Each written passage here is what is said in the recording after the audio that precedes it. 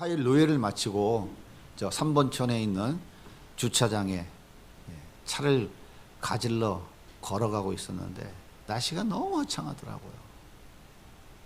야, 이 좋은 날을 그냥 흘려보내기가 너무 아쉽다는 마음이 제 안에 충동적으로 일어나서 우리 아내에게 전화를 걸었어요. 여보, 날씨가 너무 좋은데 어디 좋은 데 가서 커피 한잔 하자 했더니 기다렸다는 듯이 왜 이제 전화했냐는 듯이 사춘기 소녀같이 좋아하더라고요. 그래서 차에 태워가지고 어디 가면 좋을까 했더니 한다는 얘기가 스타벅스 뭐 이렇게 선물 받은 거 있대요. 그 속으로 주여 거기밖에 좋은 데가 없을까? 야, 이게 참 주부의 마음이구나 싶어서 그래 갑시다 하고 범계 스타벅스를 향하여 걸어 차를 몰고 가는데 도로가의 벚꽃이 너무 아름답더라고요. 정말 화창하게 피어있는 그 벚꽃을 보면서 지난 시간이 주마등처럼 싹 스쳐 지나가더라고요.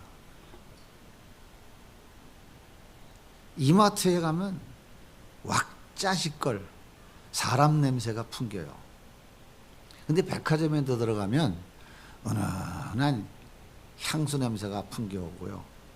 화려한 상들리에가 사람들의 이 품격을 높여줍니다.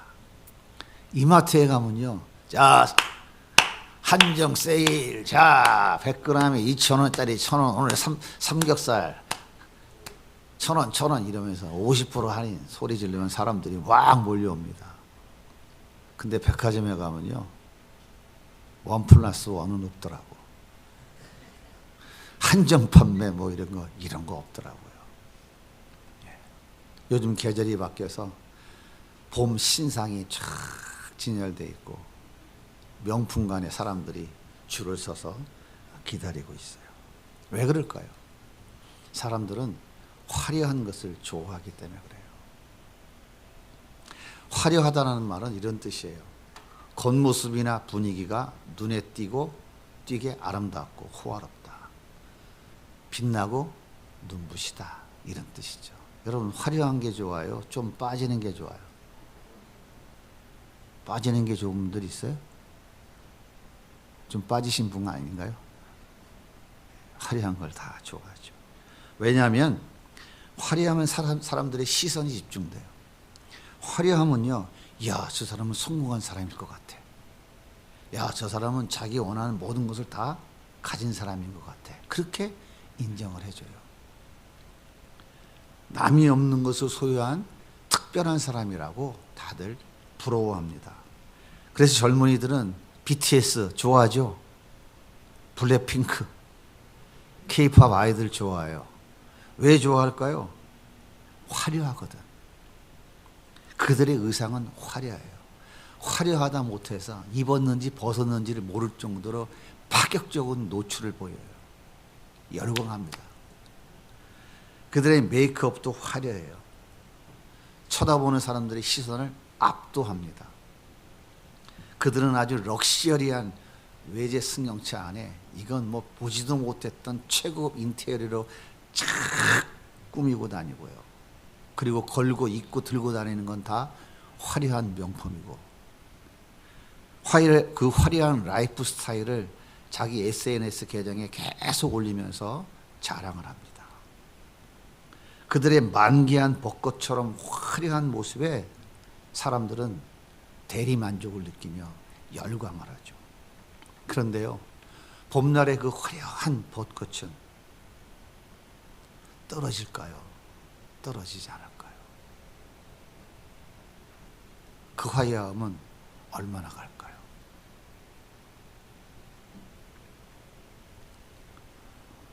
바알과 아세라 선지자 850명이 바알이여 이 제단에 불을 내려주세요. 애타게 부르짖었어요. 그런데 바알은 전혀 반응이 없었습니다. 그러자 엘리야가 기도합니다. 하나님 여호와여 내게 응답하소서. 여호와여 불을 내려 주옵소서. 그러자 하늘이 열리고 불이 쏟아져서 제단 위에 제물을 태우고 도랑의 물까지 다 싹 말려버렸어요. 이 놀라운 광경을 본 백성들은 엘리야, 엘리야, 엘리야 환호하기 시작했어요. 엘리야를 환호하는 그 메아리가 갈멜산을 뒤덮었어요. 하늘에서 불을 끌어내린 엘리야, 불가능을 가능케 한 엘리야, 이보다 더 화려한 사람이 있겠어요? K-팝 아리도의 화려함과 비교가 되겠어요?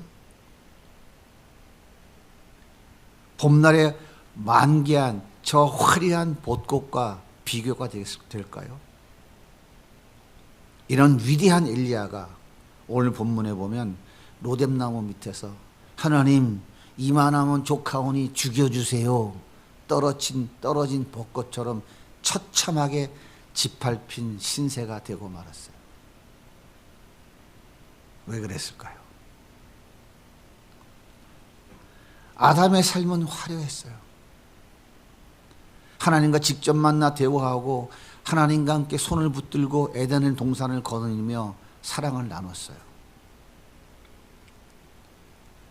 동물의 왕이라고 하는 사자도 아담 앞에서는 순한 고양이 같았고, 거대한 공룡도 아담 앞에서는 순한 강아지 같았어요.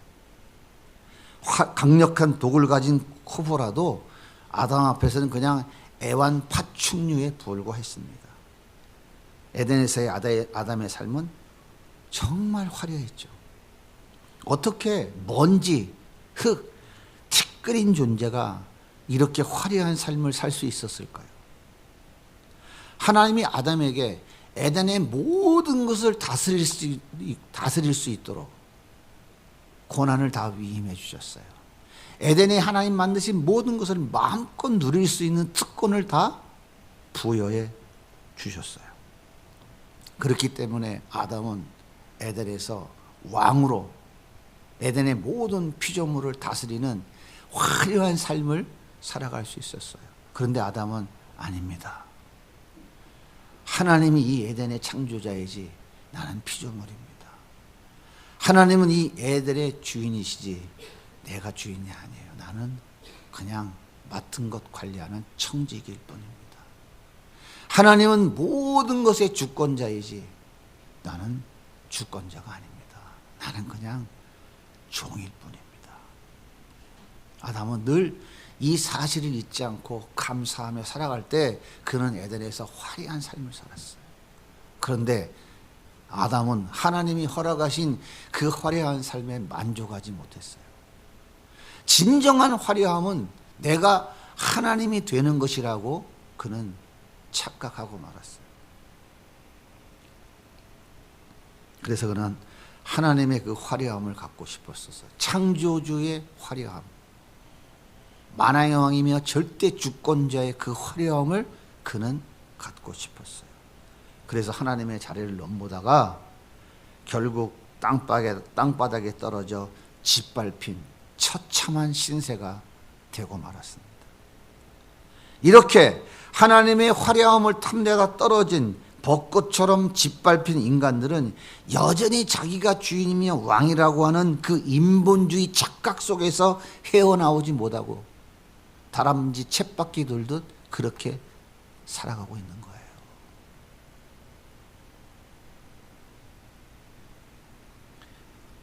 엘리야는 갈멜산 꼭대기에 제단을 쌓고 그 제단 주변에 도랑을 팠어요. 그리고 그 고랑에 물이 가득 찰 정도로 제단 위에 물을 쏟아 부었습니다. 장작은 뭐에 흠뻑 젖었어요. 이 장작에 불을 붙이려면 강력한 불이 필요합니다. 물을 말려야만 장작에 불이 붙으니까요. 어지간한 불쏘시개로는 절대로 이 제단에 불을 붙일 수 없습니다. 무슨 말이에요? 엘리야가 아무리 자기 인간적인 방법을 다 동원한다 할지라도 그 갈멜산 꼭대기 제단 위에 불을 붙일 수 없다, 그런 얘기입니다. 다시 말하면 하나님이 강력한 불을 쏟아 부어주지 않으시면 젖은 장작을 말릴 수도 없고 불을 붙일 수도 없다, 그런 얘기예요. 도대체 엘리야는 무슨 배짱으로 이런 짓을 하고 있을까요? 그냥 가만히 있으면 되지 뭐 한다고 쓸데없는 짓을 해. 지금 눈앞에는 바알과 아세라 선지자들이 칼춤을 추면서 자기 몸을 자해하고 있어요. 바알이여, 바알이여, 아세라여, 불을 내려주세요. 바알과 아세라가 지금 낮잠을 자고 있는데 대답이 없어요. 엘리야가 야, 낮잠 자고 있는가 보다 더 큰 소리로 불러봐. 그들은 더 큰 소리로 외쳤어요. 그래도 대답이 없자 그들은 그 칼로 자기 몸을 자해했어요. 그들의 몸에서 튀어나온 피가 갈멜산에 퍼져나갔고 그들이 흘린 피가 갈멜산에서 강물을 이뤄 흘러내려가고 있었어요. 그리고 그 주변에 수천 명의 백성들이 바라보고 있었어요. 자, 이 살벌한 현장에 홀로 서 있는 엘리야는 두렵지 않았을까요? 한번 여러분 상상을 한번 해보십시오. 850명의 바알 아세라 선지자들이 칼춤을 추며 몸을 자해하고 있고 피가 사방으로 튀고 있고 그 850명이 흘리는 피가 지금 강물처럼 쏟아져 내리고 있고 그 주변에 수천 명이 지금 둘러싸서 광경을 지켜보고 있어요. 거기에 엘리야는 혼자 딱 있는 거예요. 두렵지 않겠어요? 엘리야는 평소 담력이 강한 사람이라 두려움이 없었을까요? 엘리야는 남다른 배짱이 있고 남다른 믿음이 있어서 이 정도는 난 괜찮아, 두렵지 않아 그랬을까요? 여러분, 이런 상황 속에서 여호와여 불을 내려 주옵소서, 내게 응답하소서 기도가 나올까요? 제가 신대원 2학년 때 노숙자 같은 신세가 됐잖아요.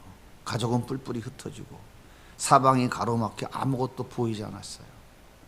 짓밟힌 아픔과 고통 속에서 하루하루 버티고 있었어요. 견딜 수가 없어서 매일 밤 10시가 되면 학교 뒷산 기도원에 들어가서 기도했는데 도저히 기도가 나오지 않더라고요.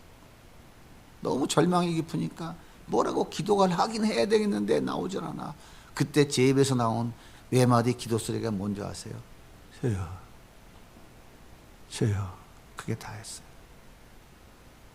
하지만 그 자리는 죽음의 자리는 아니었어요. 그런데 엘리야는 하나님이 불을 내려주지 않으면 산산조각 나서 짐승의 밥이 될 수밖에 없는 자리였어요. 죽음의 자리였어요. 그런데 이 극한 상황에서 여호와여 불을 내려 주옵소서, 여호와여 지금 이곳에 불러 응답하소서, 그가 두 손을 높이 들고 강력하게 부르짖을 수 있었을까요?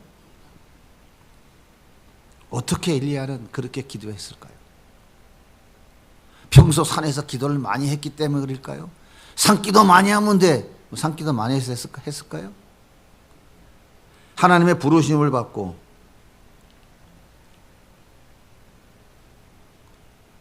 갈멜산에 올라간 경험이 있기 때문에 그럴까요? 아니면 엘리야는 간이 배 밖으로 튀어나온 걸까요? 그게 아니에요. 하나님이 엘리야와 함께하고 계셨어요. 하나님이 엘리야를 품 안에 안고 계셨기 때문이에요. 지섭이가 뭔가를 보고선 깜짝 놀라서 무서워갖고 왕 하고 울면 엄마가 어떡합니까? 지섭이를 안고 그 아이가 무서워하는 쪽으로 쳐다보게 해요. 고개를 돌려서 아이가 무서워하지 않는 방향으로 고개를 돌려서 품에 안고 달래주죠. 마찬가지입니다. 하나님은 피 튀기는 살벌한 현장을 보지 않도록 엘리야의 고개를 돌려서 품에 안고 계셨던 거예요.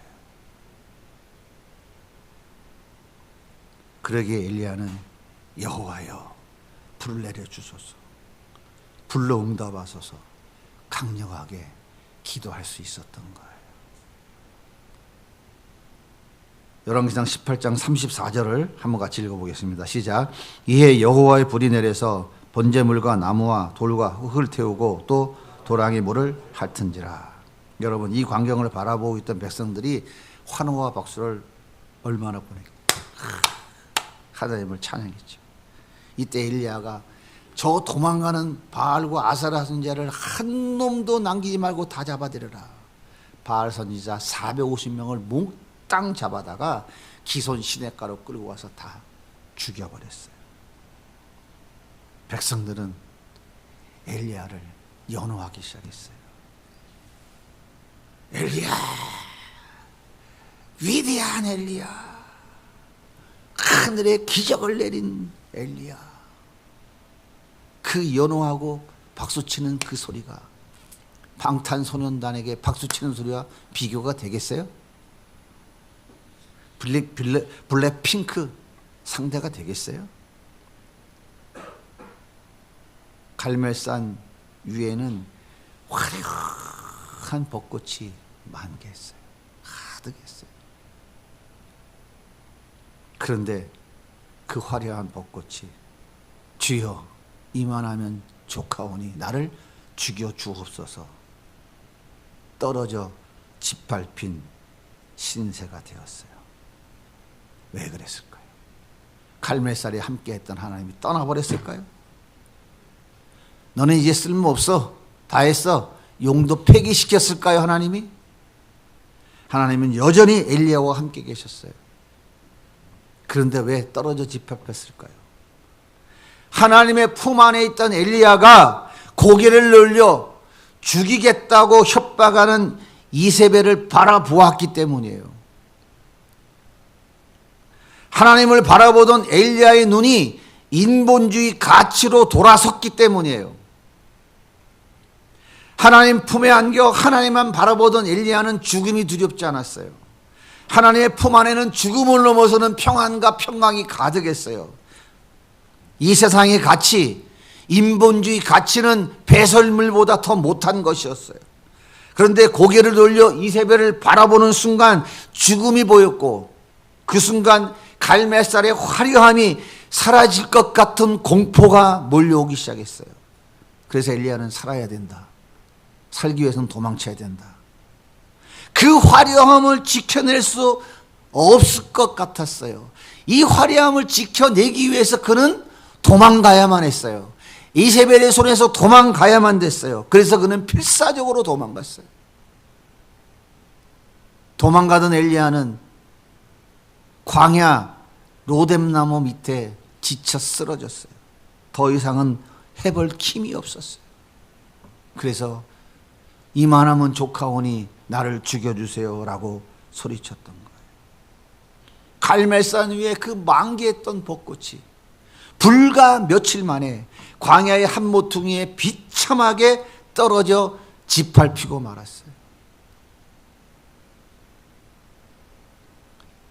예수님은 화려한 헤롯 궁전에 화려한 왕의 아들로 오시지 않았어요. 예수님은 분뇨 냄새가 풍기는 마국간에 오셨어요. 비천한 목수의 아들로 태어나셨어요. 갈릴리 변방에서 목수인 아버지 일을 도우며 살았어요. 비천한 삶을 살았어요. 그리고 사단에게 이끌려 시험 받았어요. 너 40일 굶어서 배고프지? 얼마나 배고프냐? 이 돌 가지고 떡을 만들어 먹어봐. 그럼 사람들이 너한테 박수를 얼마나 치겠냐? 와, 예수 난리 나지 않겠어? 해봐. 너 하나님 아들 맞지? 너 저 성공 꼭대기 여기서 뛰어내려봐. 그럼 와서 천사가 받아주지 않겠니? 그럼 사람들이 뭐라 하겠어? 와, 예수 박수치며 환호하면서 얼마나 너에게 대단하다고 칭송을 보내겠어. 한번 해봐. 너 나에게 절하면 네가 지금 내가 너에게 보내준 천하만국을 너에게 줄게. 그러면 넌 세상에서 가장 화려한 벚꽃이 되는 거야. 어때? 한 번이면 된다니까. 한 번만 해봐. 뭐 어려워? 모른 척하고 눈 딱 감고 한 번만 해봐. 그러면 네가 다 네 거가 된다니까.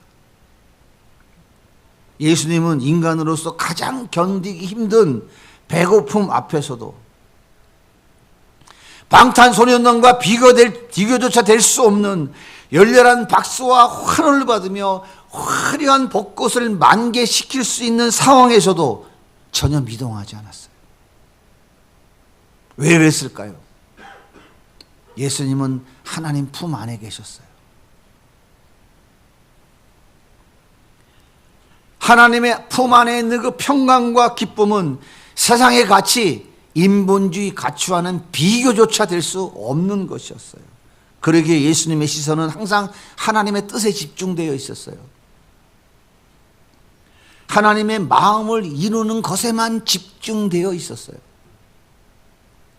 화려한 벚꽃이 되어 환호와 열광의 박수를 받는 것이 아니라 떨어져 짓밟힌 벚꽃이 되어 처참하게 죽는 것이었어요. 예수님의 시선은 항상 여기 있었어요. 헤롯 궁전 왕의 아들, 세상의 박수와 환호를 받는 화려한 만개한 벚꽃에 시선이 가 있지 않았어요. 예수님은 몸을 눕힐 월세방 한 칸도 없어서 때때로 광야 한 모퉁이에서 들짐승의 자장가 소리를 들으며 잠을 청하셨습니다. 있으면 먹고 없으면 굶었어요. 고아와 과부, 창기와 세리, 병들고 가난한 자들의 친구로 사셨어요. 예수님의 삶의 화려함이라는 것은 그림자도 없었어요. 늘 떨어진 꽃잎처럼 이리저리 밟히며 십자가를 향해 한 걸음 한 걸음 걸어가셨어요. 그런데 예수님은 슬퍼하지 않으셨고 분노하지 않으셨어요. 예수님은 오히려 찬송하며 감람산으로 올라가셨어요. 태호야, 내가 드디어 너를 위해 십자가에 짓밟히러 간다. 내가 이 땅에 온 목적을 이루러 간다. 아, 난 정말 기쁘다. 난 너무 행복해. 그렇게 예수님은 처참하게 짓밟히는 그 십자가를 향해 걸어가셨어요. 그리고 예수님은 십자가에 온 몸과 물과 피를 다 쏟으시고 그렇게 인생을 짓밟히고 말았어요. 하지만 그것으로 끝이 아닙니다. 그렇게 그것으로 끝났으면 우리는 여기 앉아있을 이유가 없어요. 예수님은 3일 만에 부활하셨습니다. 사망 권세를 깨뜨리고 부활하셨어요. 세상의 가치, 인본주의의 가치를 완전히 무너뜨리고 승리하셨어요. 그래서 하나님이 창세전에 선택한 자기의 백성들의 죄를 대신 갚아주시고 그들을 하나님의 자녀가 되는 놀라운 복을 베풀어 주셨어요. 떨어져 짓밟힌 벚꽃, 멸시와 천대, 저주와 모욕에 처참히 짓밟힌 벚꽃, 십자가 위에서 처참하게 짓밟힌 벚꽃은 이 세상에서 그 무엇과도 비교할 수 없는 가장 화려하고 가장 럭셔리한 벚꽃으로 만개하셨습니다. 엘리야가 처참한 갈멜산에 화려한 벚꽃으로 만개했던 것과는 비교조차 될 수 없는 그 십자가 위에 화려한 벚꽃으로 피어나셨어요. 그 만개한 벚꽃인 예수님만이 우리의 유일한 구원의 길이고 진리의 길이고 생명의 길입니다. 천하만국에 구원받을 만한 다른 이름이 없어요. 오직 그 예수의 이름을 부르는 자만이 구원을 받아요. 고난주간에 금식한다고 구원받아요? 고난주간에 밥 한 끼 굶으면 구원받습니까? 천국 갑니까? 고난주간에 채찍으로 맞아 피 좀 흘리면 천국 가고 구원받아요? 전부 자기 공로 자기 의라고요. 세상 사람들이 너는 신앙이 좋다, 믿음이 좋다, 고난주간에 일주일 동안 열심히 새벽 기도하고 금식하며 열심히 헌금하는 너는 남과 다른 신앙인이다, 넌 정말 잘했다, 그게 자기 공로 자기 의가 돼서 오히려 예수님의 공로를 희석시키는 어리석은 짓을 하는 거다 그 말이에요. 그런데 그것 잘하면 신앙 좋은 사람, 그것 잘하면 구원받은 사람이라고 말하고 있는 이 모든 세상의 종교는 바로 하나님이 없는 인간이 최고의 가치를 가지고 있다고 하는 세상의 가치, 인본주의의 가치를 주장하는 것이라고요. 그 종교는 누가 만들었어요? 인간이 만드는 거예요. 그 종교의 법칙은 누가 만들었어요? 108번 절하면은 내 아들이 서울대학 가는 놀라운 복을 받는다는 법칙은 누가 만들었냐고요? 석가가 만들었습니까? 알라가 만들었어요? 3000배를 하면 복 받는다는 법칙을 누가 만들었어요? 대답해봐요. 누가 만들었어? 가서 108번 해봐요. 복 받나? 허리만 많이 아플 거요. 정형외과만 돈 벌어주지. 가 해봐요.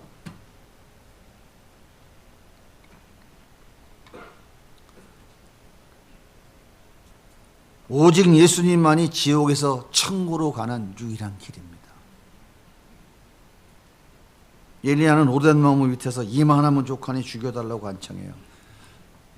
엘리야가 정말 죽고 싶어서 죽여달라고 그러는 걸까요? 그게 아니죠. 엘리야는 지금 하나님께 살려달라고 땡깡 부리고 있는 거예요. 세상 바라보다가 인본주의 가치 바라보다 처참하게 짓밟힌 자신의 모습을 보고 절망하고 또 절망하는 거예요. 그래서 살려달라고 지금 땡깡을 놓는 거예요. 우리 그런 말 많이 하죠. 아유, 차라리 죽는 게 낫겠다. 아유, 죽어버려야지. 죽겠다는 거예요. 잘 살고 싶다는 얘기를 하는 거예요. 엘리야가 지금 그 얘기하고 있는 거다 그 말이에요. 하나님께서 내 이놈 엘리야야, 내가 갈매살에 화려한 복꽃이 되게 해주었거늘 어찌하여 이세벨을 바라보고 이리 호들갑 떨고 있느냐. 너 이놈의 자식, 몽둥이 좀 맞아야 되겠다. 엎드려 뻗쳐! 이렇게 말씀하지 않았어요. 자, 오늘 말씀 5절과 6절을 우리 같이 읽어보겠습니다. 시작. 로뎀나무 아래 누워 자더니 천사가 그를 어루만지며 그에게 이르되 일어나서 먹어라 하는지라. 본즉 머리맡에 숯불에 구운 떡과 한 병 물이 있더라. 이에 먹고 마시고 다시 누웠더니 우리 하나님이 떡과 물을 챙겨가지고 지쳐 쓰러져 있는 엘리야를 찾아오셨어요. 그리고 엘리야를 어루만지셨어요. 엘리야야. 이 어루만지다라는 말의 뜻은 뭐냐면 쓰다듬다, 만지다 그런 뜻이에요. 그러니까 지쳐 쓰러져 괴로워하는 엘리야에게 우리 하나님이 찾아오셔서 머리 이렇게 쓰다듬으면서 그래 고생 많았지, 애썼다, 여기까지 도망치느라 다리가 얼마나 아팠겠니.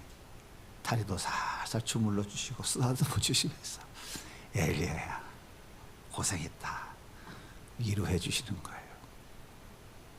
엄마가 종일 뛰놀다가 지쳐가지고 엄마 품에 푹 안겨서 잠든 그 아들 이렇게 물끄러미 바라보면서 뭐라고 그럽니까? 대갈통을 후려갈기면서. 그러니까 엄마가 뭐라 했어? 이 자식아 조금만 뛰놀라 그랬지 이 자식아. 이런 엄마가 있어요? 그 아들 쳐다보면서 머리를 쓰다듬으면서 그래 이놈아 애썼다, 오늘도 뛰노느라고 고생했다, 아이고 내 새끼 힘들었겠구나. 어린 머리를 쓰다듬으며 얼굴에 입을 맞춰 주듯이 하나님이 지금 엘리야에게 찾아오셔서 그렇게 하고 계신 거예요. 여러분 엘리야가 얼마나 쑥스러웠겠어요. 얼마나 송구스러웠겠어요. 주님이 갖다 준 떡과 물을 마신 엘리야는 너무 민망스러우니까 다시 고개를 돌리고 푹 쓰러진 거예요. 그랬더니 우리 주님께서 모르는 척하고 또 돌아서셨어요. 얼마나 시간이 지났는지 하나님은 엘리야가 쉼을 얻고 충분한 기회를 충분히 주신 후에 다시 찾아오십니다. 그냥 오신 게 아니라 떡과 물을 또 챙겨서 다시 찾아오셔서 처음에 하셨던 것 같이 또 엘리야를 쓰다듬으며 엘리야야 일어나거라. 엘리야야 많이 고생했지? 이제 먹고 힘내서 호렙산으로 가자. 위로해 주십니다. 그러자 엘리야가 못 이기는 척 하면서 털고 일어나서 호렙산으로 출발합니다. 하나님은 그렇게 엘리야를 회복시켜 주셔서 다시 사명의 길로 떠나게 하셨어요. 한 가지 궁금한 게 있어요. 예수 믿는 우리는 왜 날마다 넘어질까요? 예수님이 내 병을 고쳐주셨습니다. 내 삶을 바꾸어 주셨습니다. 내 소원을 들어주셨습니다. 정말 감사합니다. 나 이제 예수님만 의지하며 살겠습니다. 큰 소리 쳤는데 왜 이렇게 며칠 안 가서 넘어지고 쓰러질까요? 나는 술 끊었습니다. 담배도 끊었습니다. 주일 예배도 빠지지 않고 열심히 봉사합니다. 성경도 열심히 읽어요. 정말 내가 열심히 잘하려고 해요. 그래요. 정말 큰 변화가 일어난 것입니다. 우연히 된 게 아니라 하나님의 은혜로 된 거예요. 그런데 여러분, 이것은 그냥 1차적인 변화일 뿐이에요. 이 변화는 일어나면 좋고 안 일어나도 괜찮아요. 이것이 우리 신앙의 전부가 아니라는 거예요. 이런 외적인 변화는 예수 믿는 것의 전부가 아니라고요. 진짜 변화는 내적인 변화예요. 내적인 변화. 무슨 말이냐면 나의 옛 자아가 죽는 것이 진짜 변화이고 나의 옛 자아가 죽기 위하여 예수를 붙잡고 몸부림치는 것이 진짜 예수가 있는 사람이다 이 말이에요. 나의 옛 자아가 무엇일까요? 나의 옛 자아가 그것이 바로 인본주의 가치, 세상의 가치를 추구하는 것이에요. 여전히 화려한 벚꽃이 되고 싶은 욕망인 거예요. 이것이 여전히 죽지 않고 살아있는 나의 옛 자아인 거예요. 그래서 옛 자아가 살아있다는 것은 내 안에 예수가 없다는 거예요. 예수가 있어도 그 예수가 나의 주인 되지 못하고 있다는 증거인 것입니다.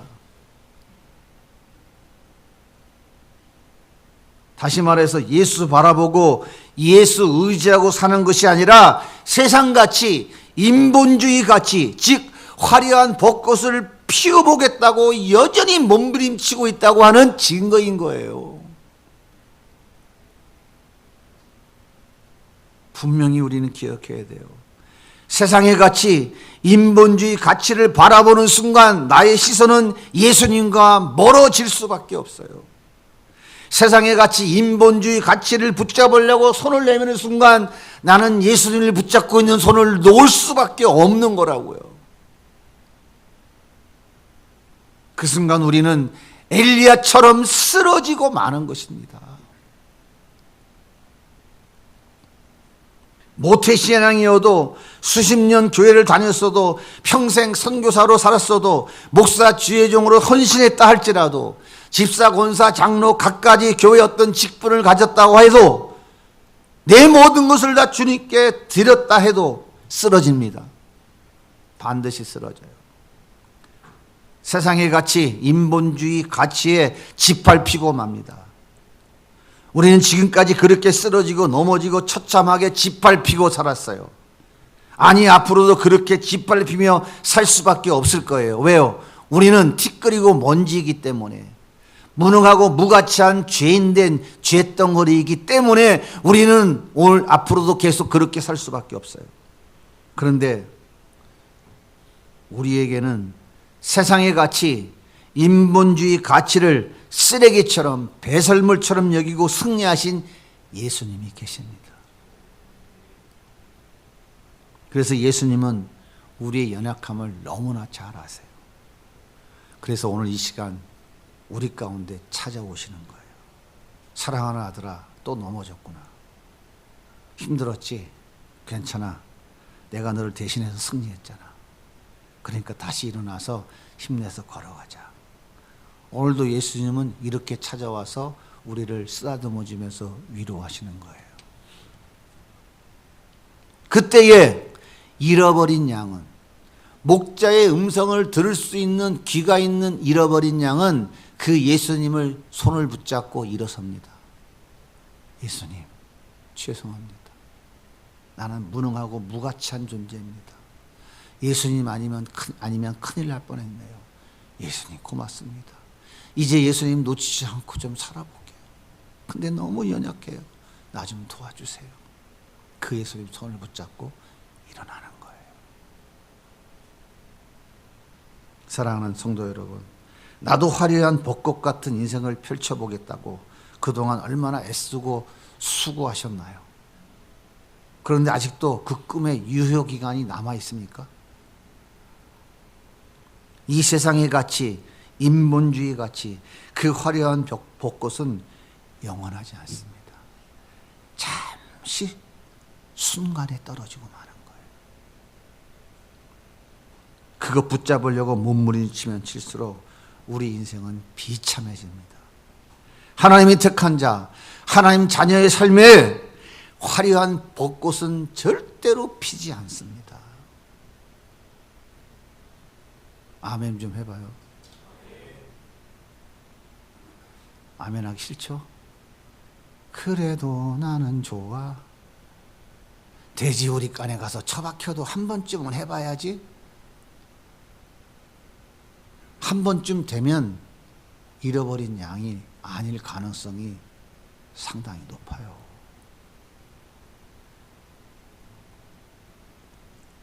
하나님이 택한 자, 하나님인 자녀의 삶에 화려한 벚꽃은 피지 않습니다.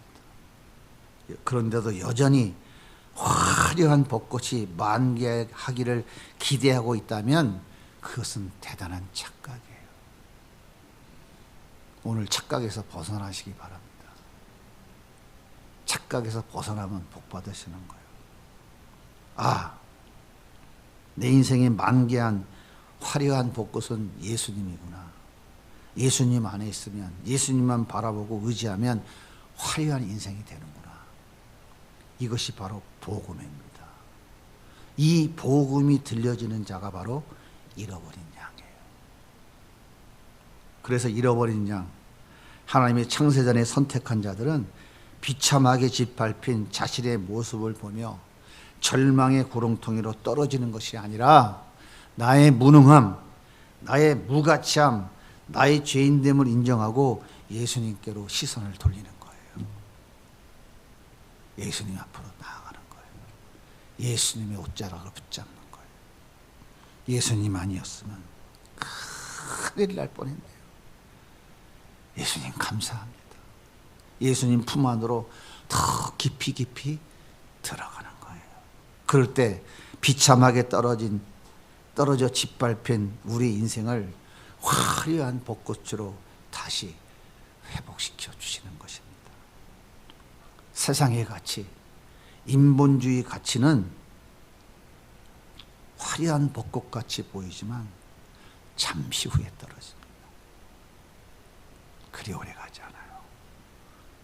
그리고 철저하게 짓밟혀서 영원한 저주와 심판으로 굴러 떨어질 수밖에 없어요.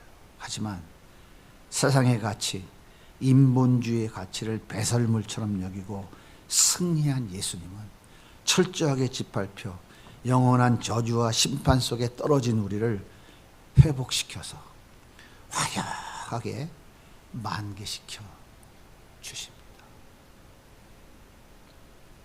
잠시 후에 떨어져 철저하게 짓밟힐 세상의 가치, 인본주의의 가치를 버리고 영원토록 떨어지지 않는 화려한 꽃, 예수님 품 안으로 들어오시기 바랍니다. 날마다 그분 품 안으로 비집고 들어가시기 바랍니다. 예수님 품 안에는 죽음을 넘어서는 참된 평안과 기쁨이 넘쳐 흐릅니다. 이 평안과 기쁨을 누리면서 나누면서 함께 손을 붙잡고 엘리야가 호렙산으로 사명을 감당하기 위해 가듯이 우리 온 성도들이 함께 사명의 길을 걸어가는 은혜와 복이 있기를 예수님의 이름으로 간절히 소원합니다.